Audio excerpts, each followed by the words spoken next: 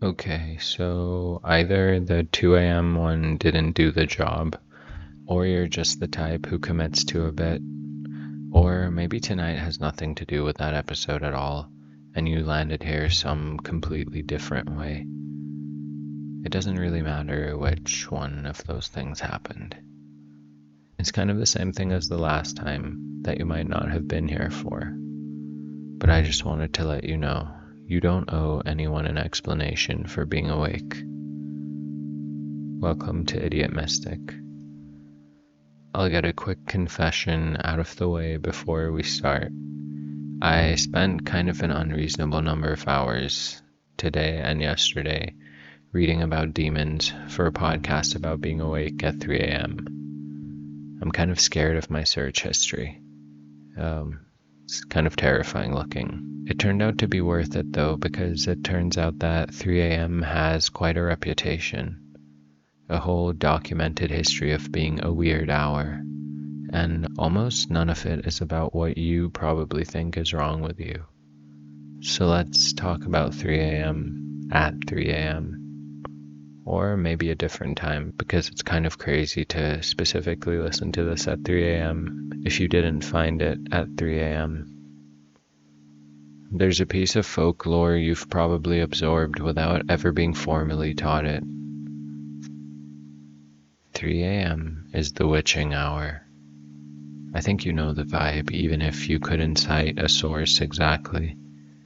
Horror movies love stopping a clock at 3:03, like the number means something. Shakespeare had Hamlet muttering about the very witching time of night, 4 centuries before anyone had a jump scare to put it in. Somewhere in the panic of 1500s Europe, this stretch of night got tangled up with witch trials and church rules about who was allowed to be doing what after dark.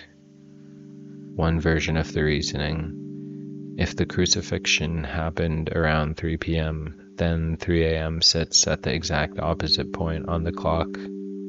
12 hours flipped, and folklore decided that made it the hour when the opposite of holy comes out to play. I guess it's tidy math with a very questionable conclusion, but we're just going to keep going, so stick with me. To me, what's genuinely interesting is how far this travels. Japan has old stories about spirits called yurei showing up in the same stretch of night. Parts of Latin America still tell warnings about a wandering figure called La Llorona, active in these same hours. Different continents, unconnected mythologies, yet somehow the same instinct. Something about the deep middle of the night reads as different to humans everywhere, regardless of which god they were praying to. Researchers with fewer robes and more lab coats have a much less dramatic theory. A lot of what people report at this hour, the disorientation, the sense that something is in the room, waking up freezing and half panicked for no clear reason, lines up almost exactly with where your body sits in its sleep cycle.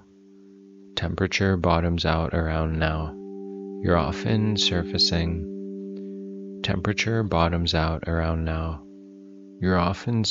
out of REM, the strangest and deepest part of sleep, and getting yanked out of that abruptly can feel actually scary. There's no ghost needed. Your body's natural processes are more than enough. So I guess you can take your pick. Thin veil between worlds, or your nervous system having a normal, slightly theatrical moment. Either way, you're not imagining that this hour feels different from the rest of the night. People have been noticing that for a very long time. I think this is the part where I get to do one of my favorite things, which is try to dismantle something that a lot of people assume is just true. So you've probably absorbed the idea that a normal, healthy night is 8 hours of sleep, straight through, no interruptions. That idea is maybe 200 years old at most. A historian named Roger Eckerk spent years combing through diaries, court records, prayer books, and medical manuals, over 500 documents in total. He found something that had basically vanished from public memory.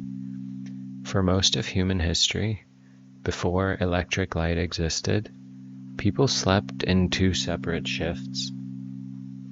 Bedtime came early, 9, sometimes 10. A few hours in, people surfaced, not because they had a problem, just naturally, and stayed up for a stretch, usually somewhere around an hour, sometimes longer. They called it, very literally, first sleep and second sleep. The gap in between didn't even need a fancy name. People just called it the watch. And the watch had a whole life to it. Prayer, sex, getting up to smoke or talk, even wandering over to a neighbor's house, because 3 a.m. social calls used to be a completely normal thing to do. Some prayer manuals from the late 1400s included prayers written specifically for this window, scheduled, expected, and entirely normal. Then artificial light showed up. Staying awake got more interesting than lying in bed doing nothing, and the 2-shift pattern gradually disappeared. By the 1920s, it seems like nobody remembered it had even existed. Doctors started calling the exact same waking pattern insomnia, instead of just Tuesday. Historians still argue about exactly how universal this was. There's real academic back and forth on that point, and I don't have to pretend like there isn't. But the pattern does show up too many times, across too many cultures and centuries, to write off as nothing. Something about the middle of the night used to have a name and a job. Somewhere along the way, we lost the instructions and kept the alarm. Which brings me to you, awake, right now, for reasons that are almost certainly not haunting related. Unless it is haunting related, in which case, let's talk about it. I don't actually know what brought you here tonight. Something specific, maybe. A conversation still looping. Something you're scared of. Grief that picked tonight for no particular reason to get loud again. Or nothing you can even name. Just this kind of static that showed up uninvited and refuses to leave. Whatever it is, let's just sit with it for a second. You're not malfunctioning, and you're not the one broken clock in a house full of people sleeping perfectly. You're sitting inside one of the oldest, most documented, most argued about windows of time humans have ever tried to make sense of. People have prayed here, written poetry here, had entire conversations with people they loved here. People have been genuinely terrified here. This hour has held a lot of humans before you, and right now, it's holding you. So I don't think we need to solve anything in the next 20 minutes. Nobody's grading the thoughts you're having right now. There's no audience for this except you, whoever might be next to you, and me, at least for the length of this recording.